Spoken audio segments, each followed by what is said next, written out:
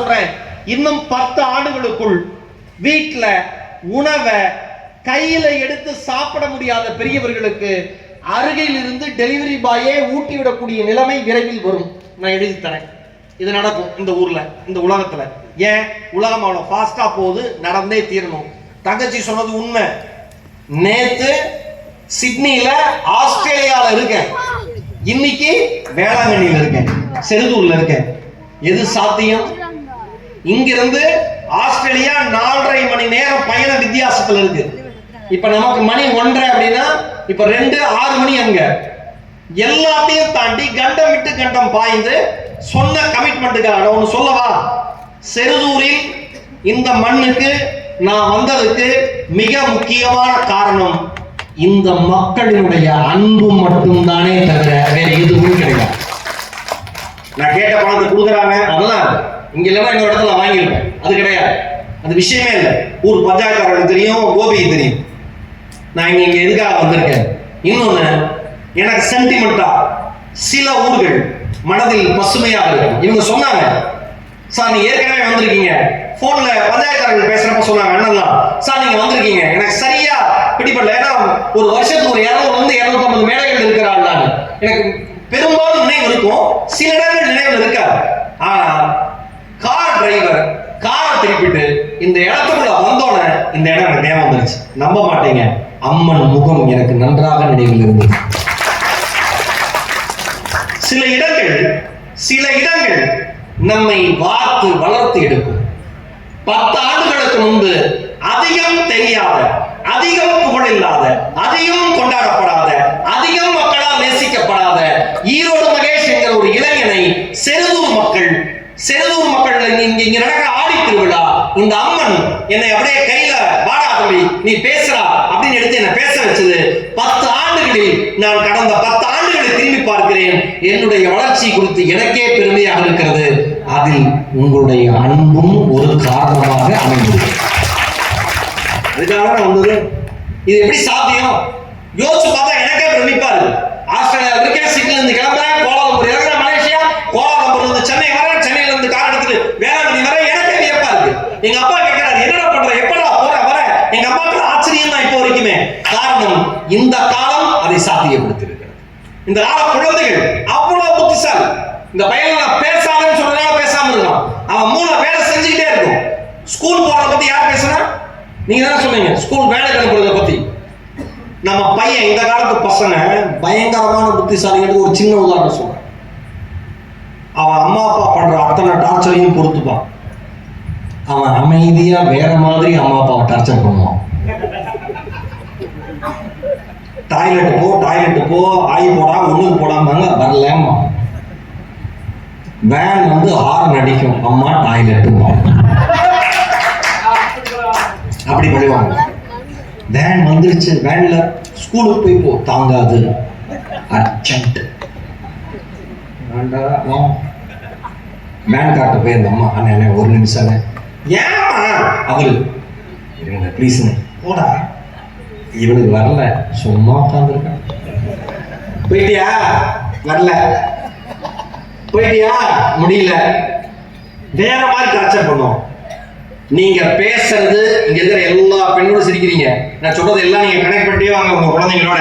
நீங்க பேசுறது அவங்க காதுக்கு கேட்கும், ஆனா பதில் சொல்ல மாட்டேன். ஆமா ஒத்துக்கிற பெண்கள் வந்து கை தட்டுங்க. கரெக்டா? கை தூக்கிட்டீங்க, எல்லாம் கை தூக்கிட்டீங்க. ஓகே. நீங்க சொல்றது கேட்கும், ஆனா பதில் சொல்ல மாட்டான். 4 தடவை டேய் சாப்பிடவா, சாப்பிடவாடா, சாப்பிடவாடா அப்படின்னு உயிர் குறவு கத்துறீங்கல்ல, அப்ப சொல்லுவான் வரேன். கேட்டுச்சா கேட்கலையா? கேட்டுச்சு. அப்பயே முதலே பதில் சொல்ல வந்துடலாம் நினைச்சேன். நீங்க கோபத்துல இருக்கிறப்ப அவன் அமைதியா பேசுவான் பாருங்க, அப்ப வரும் பாருங்க ஒரு ஆத்தம் அம்மா அப்பாக்கு அள்ளி போட்டு கொள்ளலாமான்னு வரும். சிரிச்சுக்கிட்டே உட்காருவான். தோசையை ஊற்றி போடுவீங்க, அவனுக்கு முட்டை தோசை பிடிக்கும், முட்டை தோசை போடுவீங்க. அவன் சொல்லுவான், எனக்கு இன்னைக்கு முட்டை தோசை சாப்பிடுற மூடு இல்லை. படிக்கிறது 3வது, இதுக்கெல்லாம் எனக்கு மூடுன்னு சொல்லணும். சொல்ல முடியாது. வேற என்ன வேணும், வேற என்ன வேணும் கேட்டா சொல்லுவோம்ல. அப்போ ஒரு டெஸ்ட் எடுப்பான், தெரியல. என்னடா தோசையா இட்லியா என்ன வேணும்? சந்தோஷப்படுவான், இதுதான் வேணும். காலையில எக்ஸ்பீரியன்ஸ் தான். காலையில டார்ச்சரா பண்ற, சீக்கிரமா அனுப்புவி. அப்பா அவனோட சொல்லுவான், அம்மா என்ன திட்டிகிட்டே இருக்காங்க. அந்த மகாத்மா காந்திக்கு கோபம் வந்துடும். ஏன் கோபம் வரும்? என்னதான் திட்டுறா, நான் பெத்ததையுமா திட்டுவான், ஏன் பிள்ளைய திட்டிகிட்டே இருக்க அப்படின்னு அவர் ஆரம்பிப்பார். அந்த அம்மா சொல்லுவோம், மூடிட்டு போ. நான் மரியாதை நிமித்தமா மேடைக்காக சொல்றேன். சில வீட்டுல என்னென்னலாம் திட்டுவாங்க, மூடிட்டு போயிடு. ஏன் குழந்தைய திட்டுற? வந்தோம் குழப்பம் எழுதுறோம், சொன்னா புரிஞ்சுக்க, அமைதியா போ. எனக்கு மட்டும் இல்லை இல்லையா? அப்புறம் திடீர்னு இந்த மாதிரி நேரங்கள்ல ஆண்கள் சூடு சுரணையும் புதைத்து விடலாம். ஒரு ஆம்பளையான அவங்க அட்வைஸ் பண்றேன். அந்த இடத்துல ஆம்பளையா சூடு சுரணை வந்துச்சுன்னா சூடு சுரணையும் இல்லாம வாழ்ற மாதிரி ஆயிப்போம். அப்படின்னு அந்த அம்மா சொல்லுவோம், நாளையில இருந்து நீ வளர்க்குறியா? ஆம்பளை சொல்லுவான், நீயே வளர்த்த. இந்த சைடு வருவாரு பையன் கேட்பான், அம்மாட்ட பேசுனியா? உங்க அம்மாட்ட யாராலையும் பேச முடியாது. இப்ப உள்ள நடந்துட்டு இருந்த எல்லா கான்வர்சேஷனும், அந்த உரையாடல்கள் எல்லாம் இந்த பையன் கேட்டு என்ஜாய் பண்ணுவான். ஆச்சுங்க, என்ன அடிக்கிறீங்க ரெண்டு பேரும், நீங்க என்ன ஆச்சுங்க? இதுதான் இன்னைக்கு குழந்தைங்க மனோதம். இந்த கால குழந்தைகள் அந்த காலத்துல எப்படி இருந்துச்சுன்னா, நான் ஹால்ல நம்ம வீடு மைசூர் பேலஸான நடந்து கூட ராத்திரி ஹால் முடிஞ்சு போயிடும். கரெக்டா? சண்டை போட்டு எங்க அப்பா கோபம் உட்காந்துருப்பாரு, தெரியாம போயிடணும். இங்க தெரியாம போகுது, வீடே 20-10 வீடு. அப்படி ஓரம் நடந்து போக போறேங்க எங்க அப்பா பாருங்க. எனக்கு தெரிஞ்சிடும் தீபாவளி தான் இருக்காது, புரியுதுல? தீபாவளிலாம் கட்டி வெளுத்துருவாங்க. அப்பா என்ன அங்க போற? வீடு நம்ம வீடு, இங்க இருந்து அங்கதான் போக முடியும். அப்பா அங்க பதில் வராது, வா அட்டி வெளு. எனக்கு ஒரு அண்ணன் இருக்கான். எப்பயுமே இந்த அண்ணன் தம்பி அடி வாங்கினா அண்ணனுக்கு அவ்வளவு சந்தோஷம், அண்ணன் அடி வாங்கினா தம்பிங்களுக்கு அவ்வளவு சந்தோஷம். நான் அடி வாங்குறேன் அண்ணன் சொல்லுவேன், எங்க அண்ணன் உன்னை நான் சொல்லுவேன், அப்பா இவன் தான்ப்பா அந்த பக்கம் போக சொன்னான், முடிஞ்சது நீ வர. எனக்கு சந்தோஷம். ரெண்டு பேரும் பழைய காலத்துல பொழுது போலன்னு அடிப்பாங்க, டைம் பார்ப்பாங்க, செய்ய ஒண்ணுமே இல்லை, பெத்தவங்க கூப்பிடுவாங்களா, அப்பா படிச்சியா? படிக்கிற. என்ன டைட்டல் படிக்கிறது? என்ன என்டர்டைன்மெண்ட் நம்ம அடிச்சு பார்ப்பாங்க. ஓகேவா? இன்னைக்கு நம்ம குழந்தைங்க கை, நான் நீங்க என் பொண்ணுட்ட படிக்க மாட்டேங்க, எங்க அப்பா எனக்கு டார்ச்சர் பண்றாரு ஃப்ரெண்ட்ஸ். இவர்தான் எங்க அப்பா, ஈரோடு மகேஷ். டிவியில அன்பை பத்தி பேசுவார்ல, இங்க பாருங்க எப்படி இருக்காரு. நான் ஒண்ணு பயமுறுத்துறேன், புத்திசாலி. ஒண்ணு சொல்லவா? மும்பையில ஒரு பெண் குழந்தைய ஆட்டோல கடத்திட்டு போறப்ப அந்த பெண் குழந்தை தன் ஸ்கூல் பேக்ல இருக்கிற காம்பஸ் எடுத்து ஆட்டோக்காரர் கழுத்துல குத்தி எட்டி குதிச்சு தப்பிக்கிற தைரியத்தை இந்த கால குழந்தைகள் கற்று வைத்திருக்கிறது என்று. குழந்தைகளோட தைரியமா இந்த காலம் சூப்பர், அறிவியல் டெக்னாலஜியா இந்த காலம் சூப்பர். டக்கு டக்கு மனசு ஒடுது, அதெல்லாம் கிடையாது, பார்த்துக்கலாம். நீ விளையாட்டா சொல்லியிருக்கோம். அந்த காலத்துல மதம் சொன்ன லெட்டர் படிச்சாயா படிக்கிறானே தெரியாது. லவ்ல என்ன கொடுமைனா, அந்த பிள்ளை லெட்டர் படிக்காமே அந்த பிள்ளையோட கல்யாணத்துக்கு இன்விடேஷனே நமக்கு வச்சிருவோம். இன்விடேஷன் வச்சா கூட பரவாயில்ல, இன்விடேஷன் வைக்கிறப்ப கல்யாணத்துக்கு வந்துங்கன்னா அப்படின்னு சொல்லும் பாருங்க, நெஞ்சு உடஞ்சு வச்சிருக்கே போயிடும், அப்படியே சுவாகமாவே இருக்கும். இன்னைக்கு அப்படிலாம் இல்லவே இல்லை. எங்க வீட்டு பக்கத்துல ஒரு பையன் சீரியஸா ஒரு பொண்ணை லவ் பண்ணான். என்னடா தம்பி அப்படின்ன, லாஸ்ட் வந்து எஸ்கேப் பண்ண ஒர்க்கட்டும், அவனை பிரிச்சிட்டோம், we are separated. ஓ இப்ப சர்ச்சிங் ஃபார் another girl அப்படின்னா இந்த பிள்ளை தேடிட்டு இருக்கேன். எளிமையாக எடுத்துக்கிறான். பெரும்பாலும் சிலவங்க நான் எதிர எல்லா இளைஞர்களும் சொல்றேன், நீங்கள் தேடிய அன்பு உங்களுக்கு கிடைக்கல என்ன, ஒருபோதும் தவறான முடிவை எப்பயுமே எடுக்கிறாங்க. அதை விட சிறந்த அன்புக்கு தகுதியானவர் நீங்கள் என்பதால் அந்த அன்பு தள்ளி போயிருந்தது சந்தோஷம். எல்லா உறவுகளையும் பொறுத்தீங்க, எல்லா உறவுகளையும் பொறுத்தீங்க. இல்ல மச்சான் ஃப்ரெண்ட்ஸ் இருக்காங்க, இல்ல மச்சான் உனக்கு புரியாதா அப்படின்னு உங்க ஃப்ரெண்ட் அழுதுட்டு சொன்னாங்க, செவிலே வைங்க, அவனுக்கு புரிஞ்சுது. பெத்து வளர்ந்த அம்மா அப்பா இருக்காங்க, அது கழுவுல. சொந்தக்காரங்க இருக்காங்க, அது கழுவுல. எதுக்கு நான் தேவையில்லாம எதுக்கு அழுகுறேன்னு சொல்லுங்க. உறவுல சிம்பிளா எடுத்துக்கங்க. இன்னைக்கு அந்த இடையில இருக்கிற பக்குவம் இருக்கு. சில பேர் இருக்காங்க முட்டாவை அதெல்லாம் விட்டுருக்கு. எப்படி பார்த்தாலும் இந்த காலம் அந்த காலத்தை விட ஒரு படி அறிவில், ஒரு படி விஞ்ஞானத்தில், பல படி விஞ்ஞானத்தில் சிக்கல்களை எதிர்கொள்கிற சாமர்த்தியத்தில் இந்த காலம் மகிழ்ச்சியும் மனநிறைவும் நிறைந்த காலம் அப்படின்னு சொல்றார். இந்த 3 பேருக்கு ஏதாவது தீர்வு சொல்லணுமா இல்லையா? அக்கா உட்காரு. என்ன எந்திரிக்க பாடி வாங்க அப்படி கோச்சு எந்திரிக்காத. ஏய் குடும்பா, ரேஷன் கார்டுல 5 பொருளே போதியா. சிம்பிளா சொல்றேன் சார். சார்லி சாப்ளின் ஒரு மேடையில ஒரு ஜோக் சொன்னார். எல்லாரும் பயங்கரமா சிரிச்சாங்க. சிரிச்சு முடிச்சோட மறுபடியும் அதே ஜோக் சொன்னார். உட்கார்ந்து பாதி பேர் சிரிச்சாங்க. மறுபடியும் சிரிச்சு முடிச்சோட 3வது முறை அதே ஜோக் சொன்னாரு. ஒரு 10% மட்டும் சிரிச்சாங்க. 4வது முறை அதே ஜோக் சொன்னாரு. உட்கார்ந்து இருக்கிற அத்தனை பேரும் இறுதி ஊர்வலத்துக்கு வந்த மாதிரி அமைதியா இருந்தாங்க. சார்லி சாப்ளின் சொன்னாரு, ஏன் நீங்க எல்லாரும் சிரிக்கலன்னு கேட்டாரு. அதுக்கு அவங்க சொன்னாங்க, ஒரே ஜோக்க எத்தனை முறை கேட்டு சிரிக்கிறதுன்னாங்க. அதற்கு சார்லி சாப்ளின் சொன்னாரு, ஒரே ஒரு நகைச்சுவைக்கு உங்களால் மறுபடியும் சிரிக்க முடியாது என்றால் ஒரே ஒரு கவலையை நினைத்து ஏன் மறுபடியும் அழுகிறீர்கள் என்று கேட்டார் சார்லி. இந்த பக்குவம் அந்த காலத்து மக்களுக்கு இருந்துச்சு. வாழ்க்கை நான் சொல்லல ஈஸியா எடுத்துக்கிறாங்கல்ல, எல்லாத்தையும் ஈஸியா எடுத்துக்கிறது தப்பு. அந்த காலத்துல ரொம்ப தெளிவா இருந்தாங்க. எது தெளிவா இருந்தாங்க அப்படின்னா, மண் ரொம்ப அழகா யாரும் சொன்னாங்க. இதுல பொருளை பயன்படுத்துறாங்க, மனுஷங்களை கொண்டாடுறாங்க. நீங்க சொன்னீங்க ராமச்சந்திரன் ரொம்ப அழகா சொன்னாங்க. இன்னைக்கு மனுஷங்களை பயன்படுத்துறா, பொருளை கொண்டாடுறாங்க. கரெக்ட். தந்த காதுனா சந்தோஷம், தான் புது போன் வாங்கிட்டா சந்தோஷம். நான் ஒண்ணு சொல்றேன் சார். இந்த ஒரு இன்னைக்கு ஐபோன் 1.5 லட்ச ரூபாய் வந்துருச்சு. 1.5 லட்ச ரூபாய் கொடுத்து நீங்க ஐபோன் வாங்குறதுக்கு தகுதியான ஆளா இருக்கணும். உங்ககிட்ட உண்மையா பேசுறதுக்கு 4 பேர் இருந்தாலும் 1.5 லட்ச ரூபாய் போனுக்கே மரியாதை. போன் வச்சிருக்கேன் சந்தோஷம் கிடையாது. இந்த போன் பேசுறதுக்கு உண்மையா 4 பேர் இருக்கணும். பழைய காலத்துல யோசிச்சாங்க, டேய் எப்பயுமே சொல்லுவாங்க 4 மனுஷன் சொல்லுவாங்க. எங்க அப்பா சொல்லுவாரு, 4 பேர் சம்பாதிச்சு வச்சுக்கோ. நான் கேட்டேன் எங்க அப்பா, என்னப்பா எங்க அப்பா பார்த்தா 4 பேர் சம்பாதிச்சு வச்சுக்கோ, 4 பேர் சம்பாதிச்சு வச்சுக்கோ. எங்க அப்பா சொன்னாரு, டேய் நீ இறந்த பிறகு இந்த உடலை சுமப்பதற்கு என் தோள்கள் தகுதியானது 4 பேர் நினைக்கின்றா, அப்பதான் எனக்கு காட்டிலே போக முடியும். அந்த 4 பேர் சம்பாதிச்சு வச்சுக்கோ.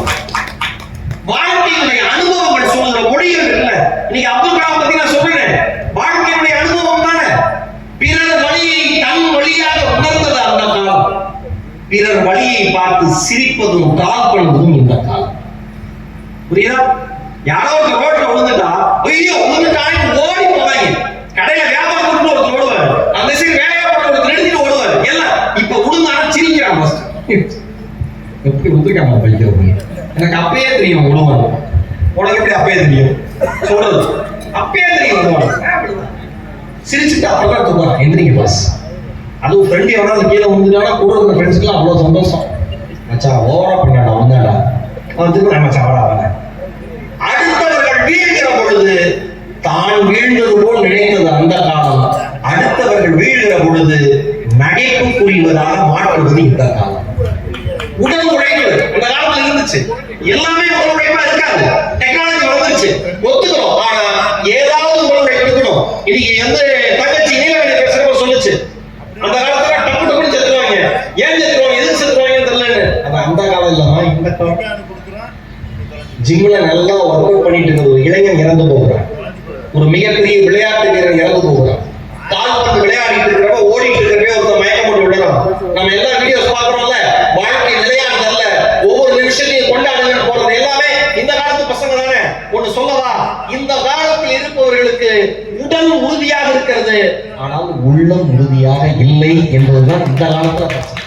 அதனாலதான் அவன் சின்ன சின்ன விஷயத்தையும் பெருசா நினைச்சுக்கிறான். ஒரு சின்ன உதாரணத்தோட முடிக்கிறேன். ராமகிருஷ்ணர்கிட்ட போய் விவேகானந்தர் கேட்டாரா, இறைவனை தரிசிப்பது எப்படி, இறைவனை உணர்வது எப்படி? ராமகிருஷ்ணர் சொன்னாரா சிரிச்சுக்கிட்டே, சரி லட்டும் கல்கண்டும் கொடுத்து இது சுவாமிக்கு படைச்சிருந்தா. ஓகே, அதே மாதிரி லட்டு கல்கண்டு போய் சாமி கிட்ட வச்சுட்டார், படைச்சிட்டார். சரி, எந்திரிச்சு போயிடு. ஒரு மணி நேரம் கழிச்சு வந்து நீ படைத்த இடத்தை பார்த்து விட்டு என்னிடம் சொல். ஓகே. ஒரு மணி நேரம் கழிச்சு வந்து பார்த்தா அந்த கற்கண்டை சுற்றி அவ்வளோ எறும்புகள் இருந்துச்சு. உன்னை ராமகிருஷ்ணன் குருட்ட வந்து சொன்னாரா, குருவே கற்கண்டை சுற்றி எறும்புகள் மொய்த்துக் கொண்டிருக்கிறது. ராமகிருஷ்ணன் சிரிச்சுட்டே கேட்டாரா, லட்டு என்னடா ஆச்சு? லட்டை நோக்கி ஒரு எறும்பும் வரல குருவே. ராமகிருஷ்ணன் சொன்னாரா, நரேந்திரா, விவேகானந்தருடைய இயற்பெயர் நரேந்திரா, மனிதர்களும் இப்படித்தான். எதை அடைய வேண்டுமோ அதை அடைவதில் ஆர்வம் காட்டவே இல்லை. எது கிடைக்கிறதோ அதிலேயே மகிழ்ச்சியாக இருந்து விடுகிறார்கள். எறும்பு கல்கண்டை விட அவ்வளவு பெரிய லட்டு பெருசு, ஆனா அந்த எறும்புக்கு தெரியாது. ஏன்? இங்கேயே வந்து இப்படியே நின்று இப்படியே சாப்பிட்டு இப்படியே போயிடும். இறைவனை அடைவதற்கு சிற்றின்பங்களை தள்ளிவிட்டு பேரின்பத்தை நோக்கி பயணிக்க வேண்டும் தானா? என் அருமை சொந்தங்களே, செருதூர் மக்களே, உங்களுக்கு சொல்லுகிறேன், அந்த காலத்தில் வாழ்க்கையினுடைய உண்மையான விழுமியம் என்ன என்று தெரிந்தது. நண்பர்களின் அருமை தெரிந்தது. உறவுகளுக்குள் சண்டை வரும், ஆனால் உறவுகளை விட்டுக் கொடுக்க யாரும் தயாராக இல்லை. பசங்க தோத்து போனாலும் நான் இருக்கண்டா, நீ வாடா, நான் இருக்கண்டா, அப்பா இருக்கிற வரைக்கும் உன்னை காப்பாத்துறேன்டா, அதுக்கப்புறம் நீ உன்னை பாத்துக்கோடா, அதுக்குள்ள என்ன முயற்சி பண்ணுவோம் முயற்சி பண்ணான்னு சொன்னாங்க. இன்றைய காலம் குழந்தைகளை மதிப்பெண்கள் எடுக்கிற மிஷின் மாதிரி பார்க்குது. அதனால குழந்தைகள் மன அழுத்தத்துக்கு உள்ளாகிறார்கள். சமீபத்திய அறிவியல் ஆய்வின்படி கருவறையில் இருக்கிற குழந்தைகளுக்கு மன அழுத்தம் வருகிறது என்று கண்டுபிடித்திருக்கிறார்கள். குழந்தை பிறந்து வளர்ந்து படிச்சு மன அழுத்தம் வந்தா பரவாயில்ல, அம்மா வயிற்றுல சுமக்கிறப்பயே மன அழுத்தம் வருது. காரணம், அம்மாவுக்கான மன அழுத்தம் குழந்தைக்கு போகுது, அப்பா பேசுற வார்த்தைகள் இருக்கிற மன அழுத்தம் குழந்தைகளுக்கு போகுது. பழைய காலத்துல நம்ம எல்லாம் கிண்டலா சொல்றோம், 10 குழந்தைய பெற்றாங்க, 8 குழந்தைய பெற்றாங்க, 2 கல்யாணம் பண்ணிட்டாங்கன்னு. அவர்களுக்கு மன அழுத்தம் கிடையாது, மகிழ்ச்சியாக இருந்தார்கள். தலைமுறை எனர்ஜியா சந்தோஷமா வந்துச்சு. இன்றைய காலம் நீங்க எல்லாருமே போனை பார்த்து அவன் நல்லா இருக்கான், அந்த மாதிரி நம்ம நல்லா இல்லையே நீங்க நினைக்கிறீங்க. நல்லா இருக்கிற மாதிரி காமிக்கிறவன்லாம் நல்லா இருக்கிறவன் கிடையாது. நல்லா வாழ்றவன் தான் நல்லா இருக்கிறவன் புரிஞ்சுக்கிட்டா எந்த காலமும் நல்ல காலமாக அமையும். ஆனால் மகிழ்ச்சியும் மனநிறைவும் நிறைந்தது என்று பார்த்தால் அந்த தராசிலே அந்த காலம்தான் வென்று இருக்கிறது. எனவே மகிழ்ச்சியும் மனநிறைவும் நிறைந்தது அந்த காலம். இந்த காலம் அந்த வெற்றி கோட்டை தொடுவதற்கு காத்திருக்கிறது. உங்கள் அனைவருக்கும் என்னுடைய மன நிறைந்த வாழ்த்துக்கள். கிட்டத்தட்ட ஒரு 3 மணி நேரத்துக்கு மேல நடந்த இந்த பட்டிமன்றம். நான் காலையில புதுக்கோட்டைக்கு போகணும், தனிஷ்க்கு ஜுவல்லரி ஷோரூம் ஓபனிங்க்கு. நான் 6 மணிக்கு மறுபடியும் இங்க இருந்து கிளம்பினா 9 மணிக்கு போக முடியும், ரெடியாகி மறுபடியும் 10 மணிக்கு போக முடியும். எனக்கு எல்லாமே தெரியும். ஒரு சின்ன சோர்வு கூட இல்லை. இதயத்தினுடைய ஆழத்திலிருந்து என் தாய் தமிழின் வார்த்தைகளை எடுத்து வெளியில் சொல்லுகிறேன். எல்லாம் வல்ல அருள்மிகு ஸ்ரீ எல்லையம்மனை பார்த்தபடியே இந்த வார்த்தையை சொல்லுகிறேன். நீங்கள் எப்பொழுது அழைத்தாலும் ஓடி வருவதற்கு ஈரோடு மகேஷ் தயாராக இருக்கிறது. மிகப்பெரிய கார்ப்பரேட் நிறுவனங்களில் பேசுவதை விட, மிகப்பெரிய கல்லூரி விழாக்களில் பேசுவதை விட, வெளிநாடுகளில் கடை திறப்பு விழாவிலே, வெளிநாடுகளில் தமிழ் சங்கங்களிலே பேசுவதை விட மண்ணை நேசிக்கிற உங்கள் மத்தியில் பேசுவது என் தமிழுக்கு கிடைத்த மரியாதை என்று நான் நினைக்கிறேன். இந்த நல்ல வாய்ப்பு தந்த செருதூர் மக்களுக்கும், பஞ்சாயத்து தலைவர்களுக்கும், கோயிலை சார்ந்த அத்துணை பெரிய உள்ளங்களுக்கும், நம்ம எல்லாம் காக்கிற எல்லாம் வல்ல இறைவனுக்கும் என் இதயம் நிறைந்த நன்றிகளையும் அன்பையும் சொல்லுகிறேன். வாழ்வது ஒருமுறை, வாழ்க்கட்டும் இனி வருகிற தலைமுறை. நம் பிறப்பு தரித்திரமானாலும் இறப்பு சரித்திரமாக மாறட்டும். நாளைய வரலாறு நம் பெயர் பேசட்டும். அன்பை விதைப்போம், அன்பை மட்டுமே அறுவடை செய்வோம். யாரையும் குறைத்து பேச வேண்டாம், யாரையும் பெரிதாகவும் நினைக்க வேண்டாம். வாழ்க்கை என்பது இயல்பு. வாய்ப்பிற்கு நன்றி, வணக்கம்.